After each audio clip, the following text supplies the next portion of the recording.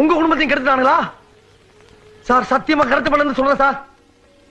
இந்த டுபாகூர் இருக்கானே, மருகு பாண்டியா, மசூர் பாண்டியா, இவன் குடும்பம் இங்க இருக்க வரைக்கும் நம்ம குடும்பம் உருப்படாது சார்.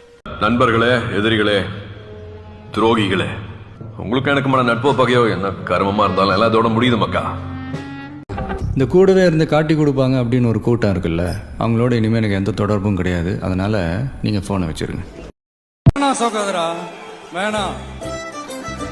நம்ம யார் மனசையும் புண்படுத்த வேணாம். நமக்கு அது வேலையும் இல்ல. நமக்கு நிறைய வேலை இருக்கு வீட்டுல. கெட்ட மனுஷன் நீ நல்லவையா. யாரும் தவற இடத்துக்கு வேணாம், பேச்சை மட்டும் கொஞ்சம் கம்மி பண்ணிக்கலாம்னு நினைக்கிறேன்.